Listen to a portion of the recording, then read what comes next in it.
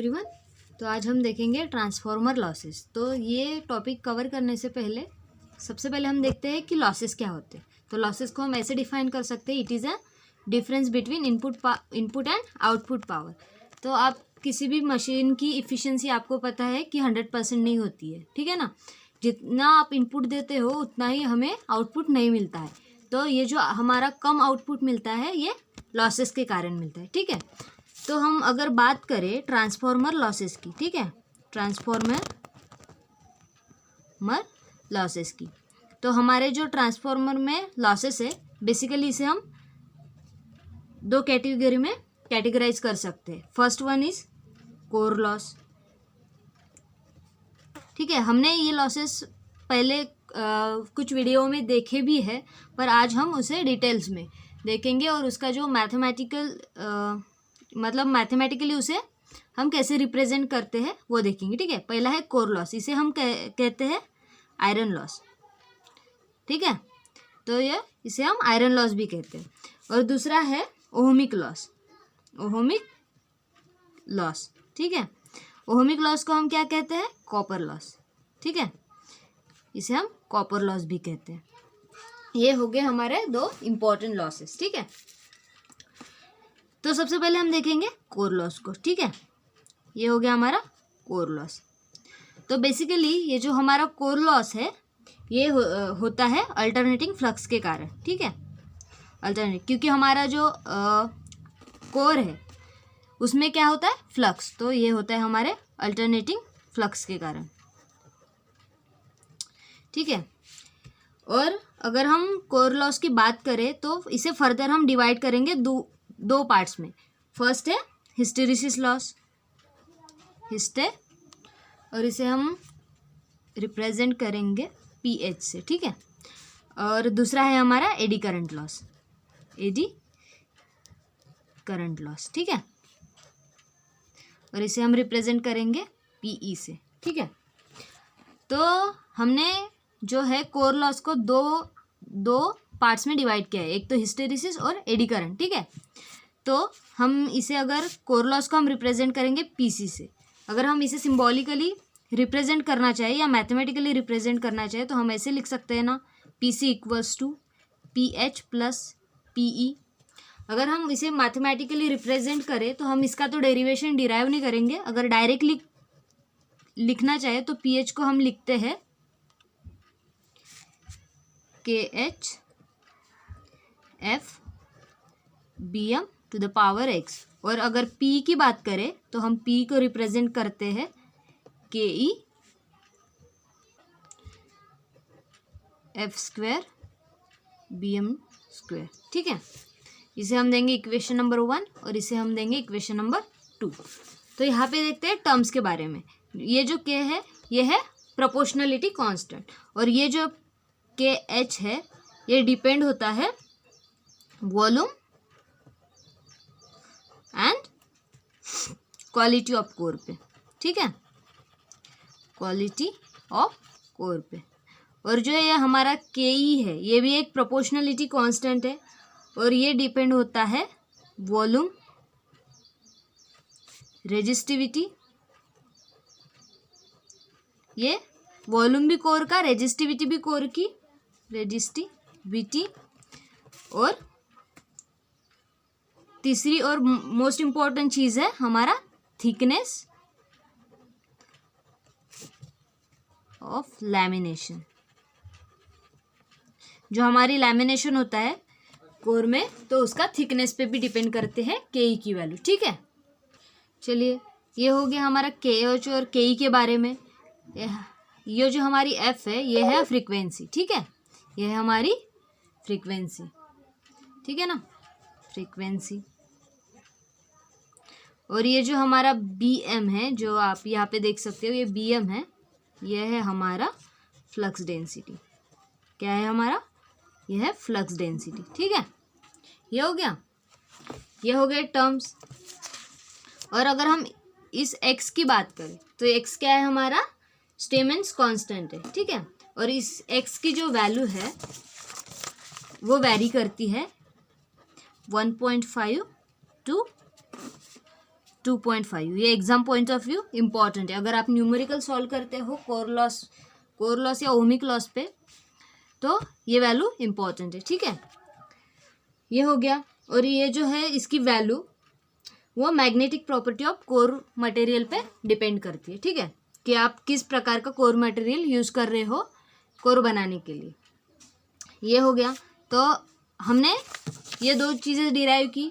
तो अगर इस दो चीज़ों को हम ये इक्वेशन नंबर 1 में पुट करें तो हमें क्या मिलेगा? हमें मिलेगा PC इक्वल्स टू क्या मिलेगा? KH F BM to the power X plus KE F square BM square, ठीक है। ये हो गया। इसे हम देंगे इक्वेशन नंबर 4, ठीक है। तो हमने बहुत सारे एग्ज़ाम में देखा, ये भी इक्वेशन इम्पॉर्टेंट है। और हमने बहुत सारे एग्ज़ाम्स में देखा कि हमारा जो कोर लॉस निकालने के लिए आता है, जैसे बात करें हम गेट की, तो जो हमारा कोर लॉस निकालने के लिए आता है वो वोल्टेज और फ्रीक्वेंसी के फॉर्म में आता है। तो ये डायरेक्टली नहीं आता। तो अगर हम डिराइव करना चाहें कि हमारा जो कोर लॉस है वोल्टेज और फ्रीक्वेंसी के फॉर्म में कैसे निकालेंगे, ठीक है।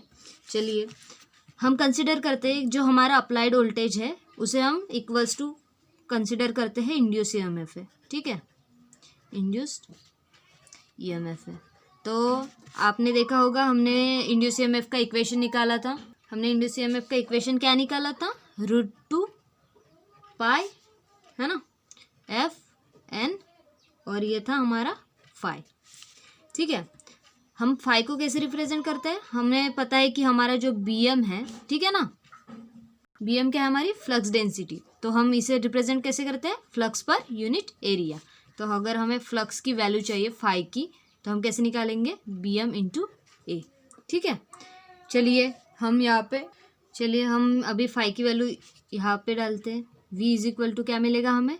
2 पाई FN BM A। अगर इससे हम BM निकालना चाहे तो कैसे निकालेंगे? BM equals to V upon √2 pi FN into A, ठीक है। यह हमें मिल गया BM, और इसे हम देंगे इक्वेशन नंबर 5, ठीक है। अगर हम BM की वैल्यू PH में डालें, दैट इज हिस्टेरिसिस लॉस के इक्वेशन, हमारा हिस्टेरिसिस लॉस का इक्वेशन क्या था? अगर आपको याद है तो ये था KH F BM to the power X। अगर यहाँ पे हम BM की वैल्यू डालें तो हमें क्या मिलेगा? KH F BM की वैल्यू क्या है हमारी? V √2 pi FN AI। AI क्यों लिखा?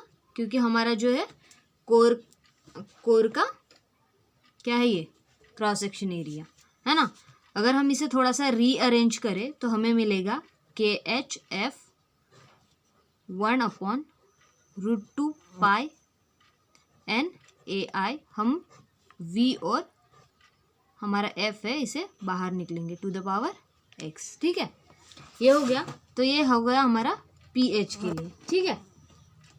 इतना मिल गया हमें। अगर आप यहाँ पे देख पा रहे हो तो ये जो हमारा N है that is number of turns, और AI that is cross section area of core, ठीक है। ये दो चीज़ें हैं, वो तो कांस्टेंट है, तो वेरिएबल ये सारी चीज़ें, तो हम इसे लिख सकते हैं ना। तो इससे पहले हम इसे थोड़ा सा रीअरेंज कर लेते। KH 1 upon √2 pi N AI। अगर इस F को इधर ले जाए या इसे ऊपर लेके जाए F, और इसे अगर हम ऊपर लेके जाए तो ये -x होगा और ये V to the power X होगा। अगर इसे हम कंबाइन करें तो हमें क्या मिलने वाला है? KH 1 upon √2 pi N AI। ये हमारा होगा 1 - x V to the power X। हमने कहा था कि ये दोनों टर्म कांस्टेंट है, ये चीज़ तो ऑलरेडी कांस्टेंट है √2 पाई। तो हम इसे ऐसा लिख सकते हैं ना, KH V to the power X F 1 - x, है ना। तो ये मिल गया हमारा PH का इक्वेशन। तो इससे हम क्या कंक्लूड कर सकते हैं? इससे हम ये कंक्लूड कर सकते हैं कि हमारा जो PH है वो वोल्टेज और फ्रीक्वेंसी पे डिपेंड करता है ना। ये आपको MCQ में आ सकता है, ठीक है ना। ये देखिए यहाँ पे वोल्टेज भी है और यहाँ पे हमारा वोल्टेज भी है और फ्रीक्वेंसी भी है। तो हम इससे ये कंक्लूड कर सकते हैं हमारा जो है हिस्टैरिसीस लॉस है वो वोल्टेज और फ्रीक्वेंसी पे डिपेंड करता है। अगर सेम भी हमारी जो BM की वैल्यू है, अगर हम इसे एडी करंट के इक्वेशन में डालें, एडी करंट का हमारा इक्वेशन क्या था, KE F² और BM², ठीक है। यहाँ पे अगर हम डालें KE F², हमारा BM का वैल्यू क्या था, V अपॉन क्या थी हमारी वैल्यू BM की, √2 पाई N AI और F उसका था होल स्क्वायर, ठीक है। ये हो गया। अगर हम इसे रीअरेंज करें इस इक्वेशन को तो हमें क्या मिलेगा, 1 अपॉन √2 पाई N AI और यहाँ पे हम लिखेंगे V अपॉन F का होल स्क्वायर, और इस F को इस साइड अगर शिफ्ट कर दें हम F² को, तो ये हमारा F² कैंसिल हो जाएगा। तो हमें क्या मिलेगा equation final, KE 1 upon √2 pi N AI और ये हमारा बचेगा V²। अगर हमने लास्ट इक्वेशन में भी देखा था कि ये जो टर्म है पूरी ये कांस्टेंट है, तो हम इसे ऐसा लिख सकते हैं KE V² PE, ठीक है। ये मिल गया हमारा PE का, that is eddy current loss का इक्वेशन। तो इससे हम ये तो कंक्लूड कर सकते हैं ना कि जो हमारा एडी करंट लॉस है वो सिर्फ वोल्टेज पे डिपेंड करता है, ठीक है। ये डिपेंड है वोल्टेज पे और इंडिपेंडेंट फ्रीक्वेंसी पे है ना। फ्रीक्वेंसी पे क्या है, ये हमारा इंडिपेंडेंट है। क्यों इंडिपेंडेंट है, क्या हमारे इस इक्वेशन में हमें फ्रीक्वेंसी दिख रही है, नहीं, इसलिए वो हम ये कंक्लूड कर सकते हैं। और ये जो हमारे MCQs है तो उसमें आ सकता है, ठीक है। ये हो गया, अगर आप कोई गवर्नमेंट एग्जाम दे रहे हो तो उसके MCQs में ये आ सकता है। चलिए आगे बढ़ते हैं। तो ये दो इक्वेशंस से हम अभी डायरेक्ट टोटल कोर लॉस लिख सकते हैं, टोटल कोर लॉस है ना। अगर वोल्टेज और फ्रीक्वेंसी की बात करें तो उसके टर्म में हम टोटल कोर लॉस कैसे लिख सकते हैं, PC इक्वल्स टू हमारा इक्वेशन का क्या था, PH का हमने अभी निकाला, ये था, सॉरी इससे पहले निकाला था ना हमने, क्या था हमारा, ये देखिए यहाँ पे ये था हमारा PH का इक्वेशन। चलिए लिखते हैं, क्या था, KH V⁴x F⁴ 1 - x और हमारा हमने अभी PE का निकाला और PE क्या था हमारा, KE V²। तो यहाँ पे हमारा ख़त्म होता है कोर लॉस, ठीक है। आई होप ये आपको चीज़ समझ में आई। चलिए आगे बढ़ते हैं हम, अभी देखते हैं हम सेकेंड लॉस जो कि बहुत इम्पोर्टेंट है, वो है ओहमिक लॉस, है ना। तो ओहमिक लॉस किस वजह से होता है, ओहमिक लॉस को भी मैंने क्या कहा था कि हम I² R लॉस भी बोलते हैं। जैसे हम लोड कनेक्ट करते हैं, ठीक है ना, अगर हम लोडेड करते हैं ट्रांसफार्मर को, है ना, ट्रांसफार्मर का अगर हम लोडेड करें तो क्या होता है, हमारे सेकेंडरी वाइंडिंग में करंट फ्लो होता है, और सेकेंडरी वाइंडिंग में जैसे करंट फ्लो होता है उसमें रेजिस्टेंस प्रेजेंट होने के कारण वहाँ पे लॉस होता है, ठीक है। तो जैसे हमारा लोड कनेक्ट होता है तो हमारी प्राइमरी भी एक्स्ट्रा करंट एक्सट्रैक्ट करती है तो और उसमें भी लॉस होता है। तो हम क्या कह सकते हैं कि जो हमारी प्राइमरी एंड सेकेंडरी वाइंडिंग में क्या होता है, हमारा सेकेंडरी वाइंडिंग में क्या होता है, हमारा ओहमिक लॉस होता है। तो ये हुआ ओहमिक लॉस के बारे में। तो हमारे जो भी लॉसेस है, या बोल सकते हैं हम ओहमिक लॉस है हमारा, तो वो हम स्टैंडर्ड टेम्परेचर पे मेजर करते हैं, तो वो होता है हमारा 75 डिग्री सेल्सियस। इतने टेम्परेचर पे हम हमारा लॉस क्या करते हैं, मेजर करते हैं, ठीक है। ये हो गया हमारा ओहमिक लॉस, जो कि कैलकुलेशन में अगर हम थ्योरेटिकली देखें तो ओहमिक जो हमारा ओहमिक लॉस है या कॉपर लॉस है उसके बारे में इतना ही लिख सकते हैं हम। और जो अगर मैथमेटिकली बात करें हम, तो वो हमारा जो है कॉपर लॉस वो इम्पोर्टेंट है, ठीक है। ये हो गया। तो अगर हम ये दो लॉस छोड़ के भी बात करें तो यहाँ वहाँ पे हमारे जो ट्रांसफॉर्मर है उसमें और दो लॉसेस होते हैं। पहली बात करें हम तो वो है स्ट्रे लोड लॉस, ठीक है, स्ट्रे लोड लॉस। इसे हम स्ट्रे लॉस भी बोल सकते हैं सिंपली। और दूसरा है डाइलेक्ट्रिक लॉस, ठीक है, डाइलेक्ट्रिक लॉस, ठीक है।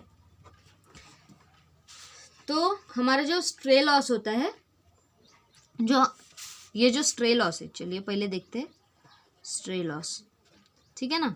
ये स्ट्रे लॉस जो होता है वो हमारा लीकेज फील्ड की वजह से होता है, ठीक है, लीकेज फील्ड की वजह से होता है, ठीक है ना। और ये इंड्यूस करता है eddy current, induces eddy current, ठीक है, एडी करंट, ठीक है। ये हमारा एडी करंट इंड्यूस करता है। ये हो गया हमारा स्ट्रे लॉस के बारे में। और ये जो स्ट्रे लॉस है हमारा, वो स्पेशली एडी करंट कहाँ पे प्रोड्यूस करता है? ये करता है कंडक्टर्स पे, कंडक्टर, दूसरा है टैंक, ठीक है, और बोल्ट्स में भी कभी कभी, ठीक है। ये हो गया हमारे ट्रांसफार्मर के लॉसेस। तो अगर आपको बातें समझ में आई हो तो प्लीज़ लाइक बटन को हिट करना ना भूलिए। अगर आप नए हो चैनल पे तो प्लीज़ चैनल को सब्सक्राइब कीजिए। और आपको अगर नए वीडियो चाहिए ऐसे इलेक्ट्रिक मशीन्स के ऊपर, तो प्लीज़ जो बेल आइकॉन दिया है उसे हिट करना ना भूले, ठीक है। तो अगर आपको कोई भी क्वेरी हो तो प्लीज़ कमेंट बॉक्स में कमेंट कीजिएगा। Thank you for watching.